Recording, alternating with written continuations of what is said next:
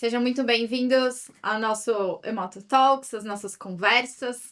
E hoje essa conversa está muito especial. Sim. Então a gente tem o prazer de convidar o Caio, psicólogo, com quem eu tive um breve tempo, né, de experiência junto. E outro dia a gente comentou isso, o quanto esse pouco tempo acabou fortalecendo o vínculo e a gente mantém esse vínculo até hoje.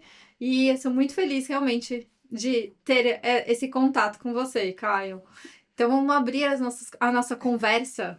Eu Caio psicólogo, né, dedicado aos pacientes hematológicos. Tem um livro, né, sobre essa jornada desses pacientes, faz parte do Comitê da Abrale. Eu queria que você contasse, primeiro, acho que pra gente começar, entendendo quem você é e como que você foi parar no hemato. Isso é comum, né, da psicologia? Olha só, vamos lá, né? Gente, primeiro, muito obrigado pelo convite. É uma honra estar aqui com vocês e poder trocar um pouquinho, né, sobre essa história, sobre o fazer da psicologia na Hemato, né? Mas para começar com essa pergunta, né, como é que eu fui parar numa Hemato? Isso é muito interessante, né? Porque eu tinha feito toda a minha formação voltada ali para a área da geriatria e da gerontologia. E fui contratado para um hospital onde eu e a Natália trabalhamos um breve período para entrar na equipe de cuidado paliativo. E de lá eu fui, falaram pra mim: "Olha, você vai ficar na equipe de cuidado paliativo geral". E eu falei: "Bom, então tá bom, um desafio mais conhecido". E aí eu conheci o pessoal da hematologia. E aí eu fui alocado totalmente pra hematologia, fui desafiado a trabalhar com pacientes oncohematológicos, Foi capturado. capturado, e me colocaram dentro de um transplante de medula, quando esse transplante nesse hospital estava nascendo, ele só tinha 4 meses de existência. Então eu tive que montar todos os protocolos, ir em hospitais conhecer, como que funcionava um transplante de medula e tudo mais. Então foi um hospital que também foi uma escola. E desde então tenho trabalhado com pacientes oncohematológicos até hoje, até no meu consultório também, né. Então, acho que a hemato é uma área, puxando, né? Eu falo que os hematologistas são pessoas muito apaixonadas, em geral, pelos pacientes. A gente é muito devoto, né? Dos pacientes, tem uma relação bem próxima. Isso, você vai falar, isso existe em tudo que é medicina? Pode ser até ser, mas realmente, dentro da hemato, a gente tem um vínculo, quase um casamento, né? Entre o hematologista e o seu paciente, porque a gente acompanha em vários momentos da jornada. Que não, na maioria das vezes não é uma jornada fácil, não é uma jornada tranquila. Mas eu queria que você me contasse, e aqui eu enalteço muito a equipe multi, eu trabalho no AC, e no AC a gente tem uma equipe multidisciplinar, tem o Rodrigo, que é psicólogo também, com a gente, que me ajuda intensamente, que essa equipe multi, ela consegue transformar a vida dos pacientes. Assim, uma pessoa sozinha não transforma, não impacta tanto quanto uma equipe inteira multidisciplinar, trabalhando fisioterapia, psicólogo, enfermagem, e todo mundo, né, estomatologia.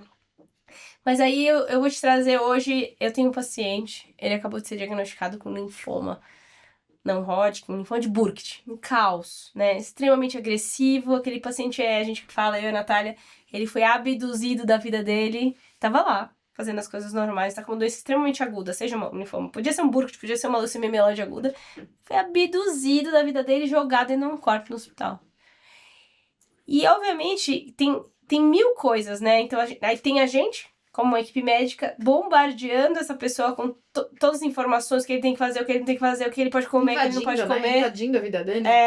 Parando a vida dele totalmente. E aí... E ele tá totalmente refém. E, às vezes, esse próprio paciente tá tão preocupado, tão focado na doença, e a gente acaba não vendo os outros aspectos, né? E aí entra você. E aí eu queria que você me contasse um pouco como é do ponto de vista psicológico, né? Como que você vê esse paciente que acabou de chegar nessa jornada? Bom, isso é muito interessante, né? Porque a primeira coisa que a gente precisa entender é que um diagnóstico não acontece quando o paciente é avisado que o diagnóstico acontece. O diagnóstico, na verdade, passa a acontecer numa esfera psicológica. Ele vem com um sintoma. E hoje em dia, mais ninguém recebe diagnóstico de médico. As pessoas recebem o diagnóstico no Da chat internet. GPT, Verdade, no não tem Google, isso. né? Então, o que que acontece? Os meus sintomas estão aparecendo e aí meu corpo não está respondendo do jeito que eu queria. Então, o que que eu faço? Eu vou recorrer a alguma resposta qualquer. E muitas vezes essa resposta vem pela via da internet. Então, a ansiedade, ela não começa no momento em que falam é um linfoma e é de Burkitt. né? Na verdade, tudo vai começar numa outra esfera, num outro momento. E isso é muito interessante de pensar que toda essa jornada do paciente até chegar na confirmação diagnóstica é uma jornada feita de angústia, porque o processo que o paciente faz, que é o que a gente chama do processo de adoecimento, é um processo que ele faz toda uma caminhada e que começa nesse sintoma, e esse paciente ele vai começando a introjetar a ideia, ele vai começando a engolir, a ficha vai caindo, né? Ficha caindo é uma coisa muito antiga, né? Mas assim, ele vai começando a Mas Denunciabilidade, o ditado ainda denunciabilidade. existe. O ditado ainda existe. Ainda existe. Pior é que as pessoas jovens também ainda entendem, né? Mas assim, a ficha vai caindo nesse meio tempo até que ele chega no dia da confirmação do diagnóstico. E essa confirmação ela é feita por alguém que ele não conhece, que é o médico, né? E aí a gente tem que falar de uma coisa muito importante que determina o sofrimento emocional no diagnóstico, que é como a pessoa conta para você. Infelizmente, na medicina, e vocês conseguem dizer isso com muito mais propriedade do que eu, a medicina não trouxe até hoje, dentro de uma educação médica, por exemplo, uma disciplina de Técnicas de comunicação. como comunicar notícias difíceis, né? Porque hoje não são mais más notícias, a gente não chama mais assim. A gente Sim. chama de comunicação de notícia difícil. Então, assim, Até fácil mesmo. Até fácil a gente também deveria saber comunicar melhor. exato. E aí, uma coisa que eu acho muito interessante é que parte do que determina um tratamento ruim do ponto de vista psicológico é como que esse paciente entrou na doença. E como que ele foi comunicado que dali para frente a vida dele seria um tratamento. E aí o que que acontece? Na hora que o paciente é comunicado disso, ele vai lembrar do óculos de vocês, como estava o cabelo, qual era a cor da sua Impressionante. Isso roupa. é totalmente verdade. Porque isso é um corte psicológico. Então, se isso é mal comunicado aqui, todos os outros pontos que esse paciente pode viver intratratamento e pós-tratamento pode ter sequelas emocionais que começaram aqui. E isso a gente também Os acaba pacientes falam presenciando. todos, é impressionante. Ele fala assim, doutora, você lembra que você tava com a blusa de florzinha? Eu, não.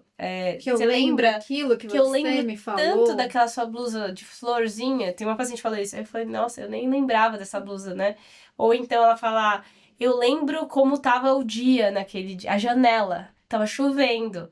Então, E acho que esse que você colocou dessa jornada do paciente antes de ter o nome e sobrenome da doença, não só isso, como você colocou, dele vir começando a sentir, perceber que está doente, e aí vir receber um diagnóstico, como também nas doenças que são mais raras, às vezes, e que tomam mais tempo para fazer um diagnóstico. Então, precisa fazer biópsia, precisa repetir, precisa mandar o exame não sei para onde e tal. E aí esse paciente fica num limbo. E às vezes, mesmo quando eles recebem um diagnóstico oncológico difícil e etc., dá até um alívio, né? Porque fala, graças a Deus, agora eu sei o que eu tenho e o que eu preciso fazer. ou pelo menos um alívio temporário, né? Ou Mas às vezes esse limbo inicial é pior do que quando ele realmente tem agora eu tenho um nome, um sobrenome, eu tenho uma estratégia de tratamento, eu tenho um norte, do que ficar nessa que ele sente, ele sabe que ele tá doente, mas ele não tem nada claro, né? Sim. E essa sua fala traz a responsabilidade. Eu acho que a responsabilidade de nós todos como médicos, dos estudantes, dos residentes, como aquela notícia vai repercutir, né? Então, tomar para si o quão aquilo é importante, quanto você é responsável Sim. pelo caminhar dali para frente. E aí, além desse ponto, né? Então, além daquele momento diagnóstico que pode gerar várias coisas, e o dia seguinte? E o dia 2?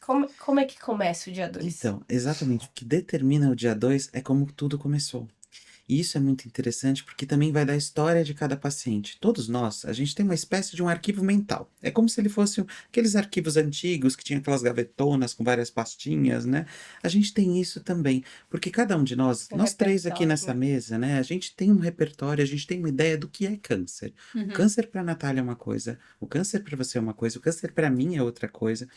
No entanto, essas referências, para quem, principalmente o paciente leigo, né, elas são referências sempre pautadas em experiências anteriores. Você pode ter experiência dentro da sua família, você pode ter experiência com alguém do seu trabalho, ou até mesmo experiência nenhuma, e a experiência que você teve Ser na com novela. câncer foi na novela, no Grey's Anatomy, em qualquer lugar, né? Verdade. E aí, o que que acontece? Essas experiências, elas são determinantes também para o dia 2. Por quê? Porque as fantasias, elas já começaram ali no pré-diagnóstico, no dia do diagnóstico, e depois para pensar o pós-diagnóstico. Então, assim, eu vou morrer, né? Porque o câncer ainda está muito estigmatizado, relacionado à morte, à dor, Uhum. né? Por exemplo, se é um câncer hematológico, então ele é metastático. Porque é isso que aquele paciente pensa, né? Porque vem tudo do senso comum, né? Porque ele ouve, porque, não, sei lá, da Pretagil foi de um jeito, mas é oncohematológico, ele ainda não sabe essa diferenciação. Por mais que o médico tenha explicado, isso é uma coisa muito legal para vocês duas levarem para o consultório. Uma coisa muito bacana, né? Que é assim, o paciente ele vai olhar sempre pela ótica do câncer. Vocês vão explicar, mas é um linfoma que funciona assim, assim. Ele não tá ouvindo mais nada, tá? Depois que vocês falam que é um câncer, dali pra frente ele não vai ouvir mais nada. Eu vejo muitos colegas médicos que têm uma questão muito interessante, que chega e fala assim, mas Caio, eu já falei pro paciente, você vai ter que repetir.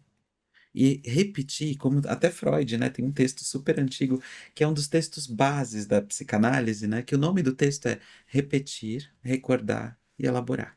A gente, para fazer o nosso processo emocional, a gente precisa entender, reentender.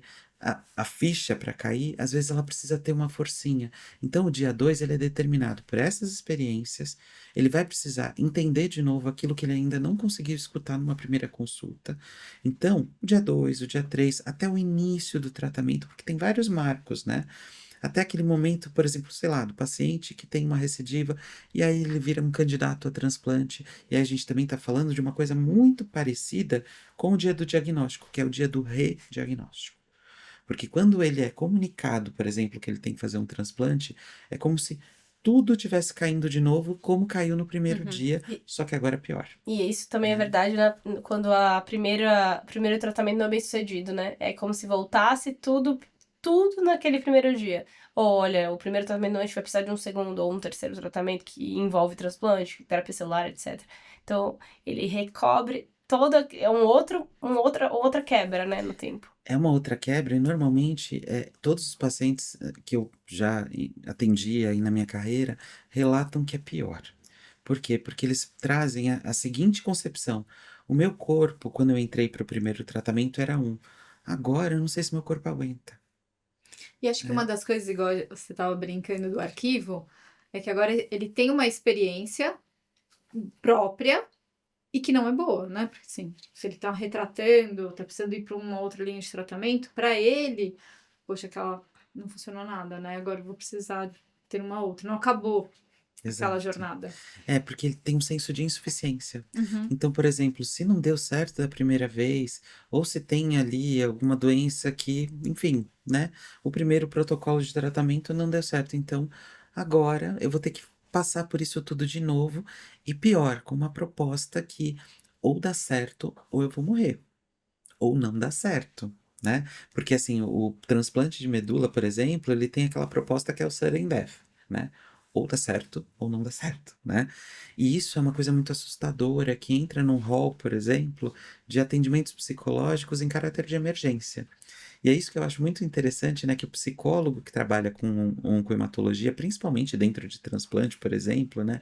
Ele trabalha com as urgências, mas são as urgências psicológicas. E ele não tem tempo, né? Você tem que correr contra o tempo para elaborar. Pois é, tanto que uma das coisas que a gente mais estuda em oncohematologia, e até os meus alunos estranham muito quando eu falo, vocês precisam estudar psicologia em catástrofes e desastres. Como assim precisa? Sim, Porque um dia ele tá aqui bem, do nada ele vai para uma UTI sim. muito mal no dia seguinte, né? Então, assim, o psicólogo ele tem que ter um repertório outro que vai para além do repertório da psico-oncologia, que é a área que cuida dos pacientes oncohematológicos ou oncológicos, né? E do ponto de vista, assim, até mesmo teórico, que a gente tem, né? Vai ter pacientes chutando, vai ter outros psicólogos chutando, teus alunos, vai ter os residentes de hematologia, enfim, uma gama grande, todo mundo que interessa por hematologia. Quais são como é que é feito, assim, quais são as principais estratégias? Você falou agora da catástrofe, achei lindo. Quais são as principais estratégias que a gente usa? Porque a gente tá, literalmente, é disruptivo, né? É um momento disruptivo que você não tem muito tempo para elaborar uma psicoterapia, eventualmente, de longo prazo, para ir trabalhando pequenos traumas. Você vai ter que elaborar meio tudo ao mesmo tempo para dar uma urgência, para dar suporte mínimo para ele conseguir passar por aquele turbilhão. E até os pacientes, né, a gente comentou isso outro dia, tem um preconceito ainda. Ainda existe um preconceito de, primeiro, ai, mas eu vou me importar com a minha saúde mental? Eu não tenho que me importar com o meu câncer? Eu não tô desviando o meu foco? Como, eu não sou louco, né? Eu não preciso disso. Eu consigo, isso eu consigo dar conta sozinho. Ou eu sou forte o suficiente. E acho que isso também é muito, assim, social, que todo mundo trata o câncer como uma guerra, e onde o paciente, né, é o soldado, o guerreiro, que tem que vencer, que tem... Então, a gente também traz essas falas que são repetitivas, e eu não gosto nunca de tratar com essa analogia, porque é isso, aí ele fala, não, eu sou forte o suficiente, eu dou conta, eu não preciso que alguém venha aqui conversar comigo. E também tenho, às vezes, uma barreira econômica. A pessoa parou de trabalhar, tá internado, e não tem aquele suporte, né? Essa rede de apoio que entra, tanto os familiares, tanto quanto a parte econômica, tudo. E fala, putz, como que eu vou ainda ter essa demanda a mais? Você falou a coisa mais incrível que poderia ser dita aqui. Que é assim, a gente quando fica doente, a gente perde o controle de tudo que a gente achava que tinha. Então, o que que sobra para eu ter o controle? A minha cabeça. Se em alguma medida eu tenho uma ideia de que a minha cabeça não tem mais controle, tem controle do Pronto, perdi quê? tudo, É. né? Sendo que assim, na verdade, ninguém espera, né? E eu gosto muito de falar essa frase, eu acho muito interessante, né? Ninguém coloca na linha da vida que em 2026, 27, 28 vai ter um câncer. A gente coloca que vai viajar, a gente coloca que vai terminar uma pós, a gente coloca uma série Que de vai coisas. casar, que vai ter filho, tudo Exato, mais, né? A né? gente tem vários planos, mas ninguém fala assim, não, eu vou ficar doente. A doença, ela não é um plano, né? E tudo aquilo que a gente vive na vida, aqui não falando só de doença, mas tudo aquilo que sai de algum plano, que sai de uma previsão, causa sofrimento emocional.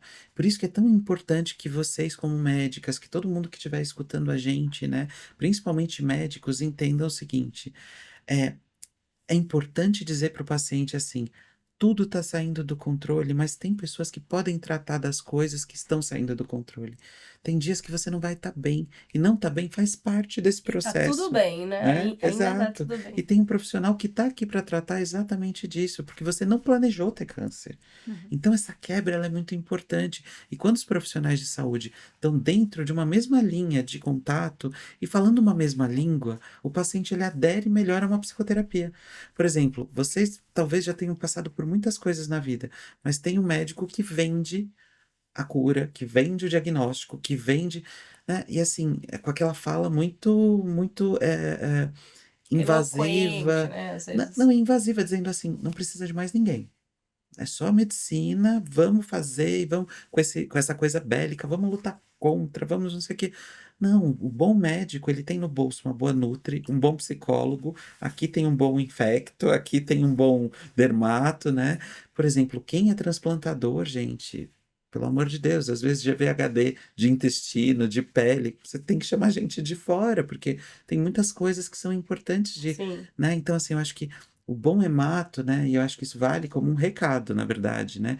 O bom hemato, ele tem que ter muitos bolsos e boas pessoas no bolso, né? Eu acho que isso é muito E a importante. gente conversou isso, né? Outro dia eu falei de um chefe nosso que estava falando de como organizar uma equipe multi, né? As reuniões, a visita multidisciplinar. E aí ele falou, não, que assim, na verdade você precisa ter alguém no centro para orquestrar. E aí todo mundo tá na mesma página para esse Exato. paciente.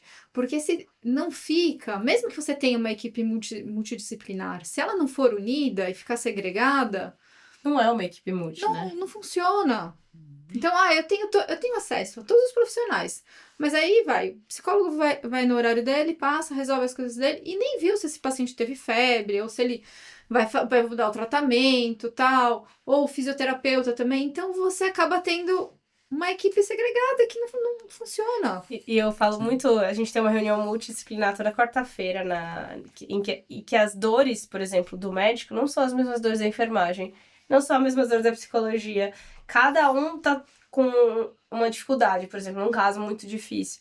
E as dificuldades geralmente não são as mesmas. Então, assim, eu tô com dificuldade de conversar, eu tô com dificuldade de controlar a febre, e eu tô com dificuldade que o paciente deixe eu ter acesso a ele, porque ele só quer você. Então, se a gente não se une porque as dificuldades não são iguais, é o mesmo paciente, e ele se mostra para cada profissional de uma forma.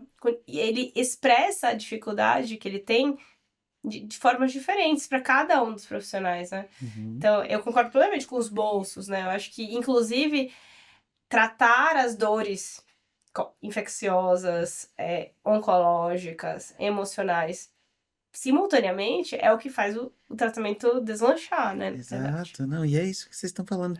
E eu acho que isso é muito importante também, porque aí a pergunta que não quer calar, e que eu acho que serve aqui para todo mundo que estiver escutando a gente, até mesmo para os psicólogos que estiverem aqui escutando a gente.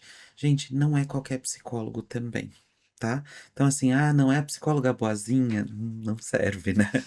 Isso é muito importante de dizer, porque assim, tem que ser um psicólogo que seja especializado em psico-oncologia. É que tem esse nome, né? Que serve ali para os oncohematológicos e para os oncológicos, os tumores sólidos, enfim.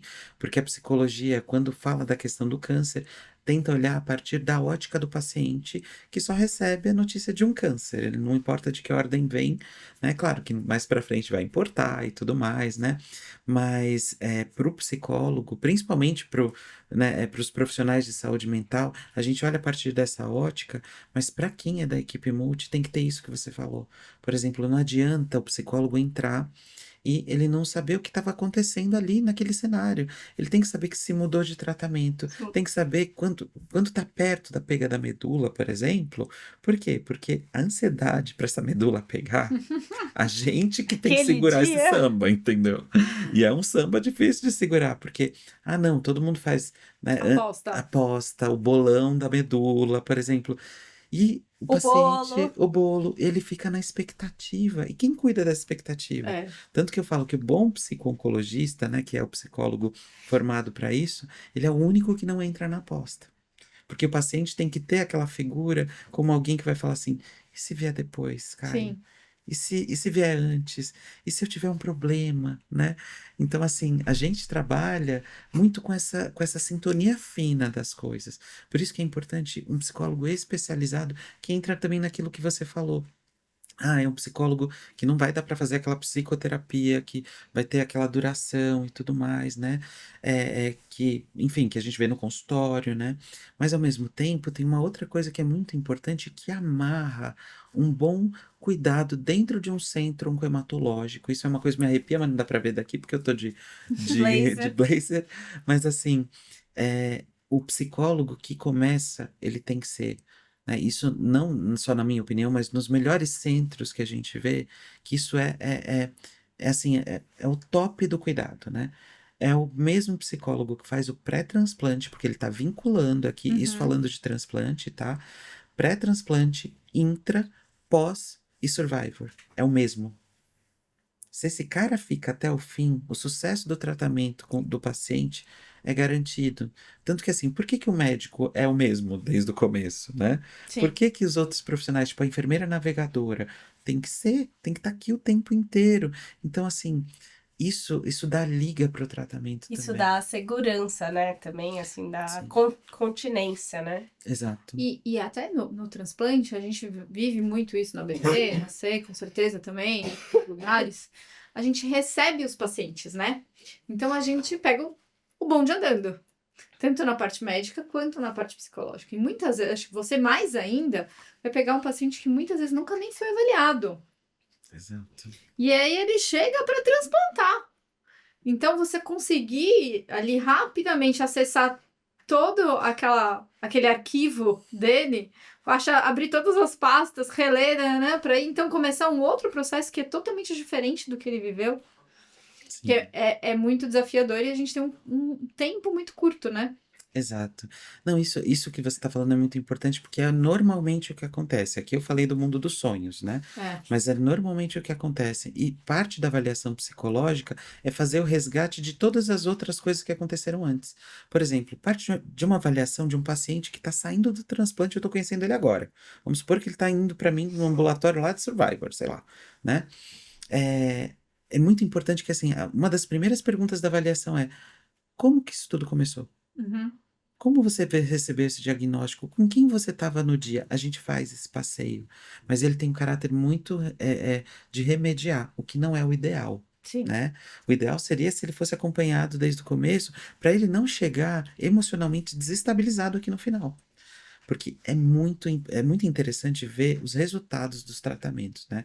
O paciente que chega aqui no final do tratamento, se ele não teve um acompanhamento psicológico, ele chega com muitas demandas agravadas. Às vezes, por exemplo, a família não entende. O paciente fez o transplante, deu tudo certo, não sei o quê, tá tinindo, o médico fala, vai viver tua vida. E o cara deprime, cai. Por quê? Porque não foi tratado da maneira adequada no durante, E sabe que eu né? acho que é uma coisa interessante pra gente falar?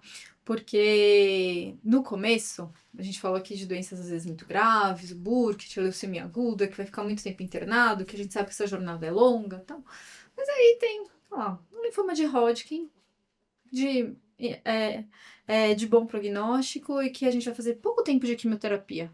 Aí você fala, esse paciente vai, não precisa, né? Ele vai tratar 4 meses, ele não vai precisar de um psicólogo. Mas tem um ponto que a gente nunca sabe como é a evolução. Você nunca sabe o que esse paciente traz de história, né? Eu acho que a mágica, eu tava. O último livro que eu li chama Cartas a um Jovem Psicanalista. E aí ele conta um pouco. É ele conversando com vários psicólogos. E aí é muito engraçado porque são jovens falando com pessoas mais experientes. Ele fala, mas você nunca sabe. Mas você sabe o que essa pessoa trouxe? Ele começa várias. Mas você sabe a história dessa pessoa? E a história pauta a interpretação, né, subsequente. Né? Qual é a história, que pode ser intencional ou não, Sim. ao longo da vida dela, vai pautar as respostas que ela vai ter. Então, se a gente não tem a história, né? Se você não tem a história, como é que você. Quem é essa pessoa que tá recebendo? Ela pode receber e fingir que nada tá acontecendo, e pode, mas ela pode ter sido aquele marco principal. Não, e também, às vezes, pode ser inicialmente um diagnóstico que tem uma perspectiva de tratamento curta, E mas de repente não de tem, repente né? mudou o jogo e acaba se tornando uma jornada muito mais longa do que a gente previa. E eu sei que o que eu vou te pedir agora é desafiador, mas eu vou te pedir. Se você tivesse que elencar 3 pontos de tudo que a gente falou, da participação, além, obviamente, do óbvio, né, que a gente falou da participação, mas 3 pontos desse caos que se instaura na vida do paciente. Antes dele receber uma alta, uma remissão, para um jovem psicólogo, né, aos moldes, o que você reelencaria, né? Três pontos, assim, desse caminho que você gostaria de enaltecer. Eu acho que assim, a primeira coisa que eu acho muito importante é formação. Não vá atender um paciente oncológico, um hematológico, sem formação, né? Muitas vezes é melhor que você encaminhe para alguém que faça, né? Eu acho que assim, muitas vezes tem problemas muito sérios quando você se atreve a fazer uma coisa que você não sabe fazer. Por exemplo, um hematologista, ele só vai, né, realmente, por exemplo, transplantar um paciente quando ele tem o quê? Formação. Então, assim, eu acho que para os jovens psicólogos, antes de qualquer coisa, tem que procurar formação de qualquer forma, né? O segundo ponto, muita atenção ao momento do diagnóstico, porque é exatamente o que vocês estavam falando agora, né? Então, assim, eu só vou complementar a fala de vocês, né? Você que tem a propriedade, a gente Não, tá não, só falando do mas dia a dia. não, vocês conhecem muito, porque vocês estão com esses pacientes o tempo todo, né? E isso é muito importante, né? Pensar nesse diagnóstico, porque é isso, a gente não consegue garantir o que vai acontecer no futuro. Então, assim, o momento do diagnóstico, sempre que vocês puderem encaminhar, e aí não é um recado só para os psicólogos, São mas pros hematologistas. todos os psicólogos que receberem, assim, se você recebe no começo do diagnóstico, acompanhe esse paciente de perto. Por quê? Porque é nesse momento que pode virar a chave da diferença, né? Ou seja, a gente consegue perpetuar ali, perpetuar entre muitas aspas, mas dirimir um pouco todos os problemas que esse paciente pode ter de ordem emocional. E um terceiro ponto que a gente não falou, mas quem sabe num próximo momento, que é cuidar também de quem está perto, Ah, família, tá? E aí, por isso que eu falo muito pros pacientes, pros médicos, mas principalmente pros psicólogos, pros meus alunos, enfim. Família, na verdade, é um dos pilares desse contato. Quando uma família não tá bem, parte dessa edificação pode cair. Então, muitas vezes a gente tem que cuidar de quem está perto, até para cuidar bem do paciente, porque isso é uma intervenção pro paciente. E eu falo muito uma coisa que eu acho interessante, né? Que família, né, para vocês, médicos, é assim: vocês veem um paciente. A gente, quando vê um caso, a gente vê 3, 4 pacientes no mesmo sim. caso, né? Então, às vezes, a gente tem que atender aquela mãe, mas não aquele paciente. Mas isso talvez seja papo para um outro momento. Mas é muito interessante isso, porque até o cuidador tem dificuldade de aceitar receber cuidado. A gente já se deparou várias vezes isso, e várias vezes eu chamo a atenção e falo, não, mas olha, a gente também quer saber como que a senhora tá, como que tem sido. E ela, não, tá tudo certo, eu vou dar conta, eu preciso cuidar, né, dessa pessoa que tá doente, eu tô bem. Você fala, não, mas você precisa estar bem real, precisa estar bem fisicamente e precisa estar bem mentalmente para ajudar a cuidar, porque senão não vira. Ela também faz parte de todo esse cuidado, né, essa pessoa. Sim, E às vezes o seu paciente nem vai ser o paciente, né? exato. Às vezes o cerne do problema, às vezes não tá no próprio paciente. Às vezes não. Às vezes Não, não e é tá. isso que vocês estão falando, é exatamente isso. Quantos casos que eu tive que atender a esposa, o marido, porque realmente era a pessoa que não estava dando conta e estava desestabilizando o paciente. É.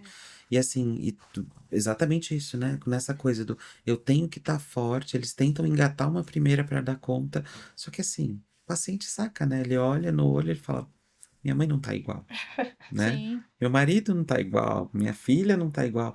E assim, é aquela coisa, né? Todo mundo tentando ser forte, o paciente tentando ser forte, pra O cerco família, do né? silêncio, né? O cerco do silêncio, família tentando ser forte. Então, assim, veja, né? A gente precisa articular isso, e grande parte do trabalho do psicólogo nesse contexto é mediação de conflito. Né? Mediação da comunicação entre paciente e família, família e equipe, equipe e paciente. Então a gente cuida desse triângulo, né? Que é bem Que às vezes difícil não é de um triângulo, cuidar. é um hexágono, né? Tem de tudo, né? Tem todas as formas geométricas. E Acho que. Não, eu acho que nesse contexto é o que a gente fecha, né, realmente a ideia dessa primeira consulta, dessa primeira catástrofe. Achei linda a ideia de dar repertório aos alunos como catástrofe, né? Eu acho que é realmente isso que acontece. Como que os pacientes de catástrofes de bombas nucleares, de quedas de edifício, como é que eles ficaram? Será que eles não podem ser análogos ao que está acontecendo agora? Qual o repertório que você vai ter? Eu vou usar esse repertório agora cada vez mais. Eu convido realmente todo mundo a refletir. Esse é ao primeiro contato e às vezes ao último quando isso acontece também, quando os resultados são desfavoráveis, porque aqueles momentos vão ficar congelados na memória. E cada vez mais enaltecer a multidisciplinariedade. Eu acho que essa é a minha maior mensagem. E a nossa maior vontade de trazer aqui.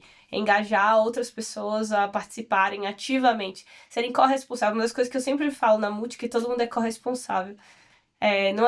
Não cabe só a mim o resultado ou a enfermagem. A gente precisa ter responsabilidade.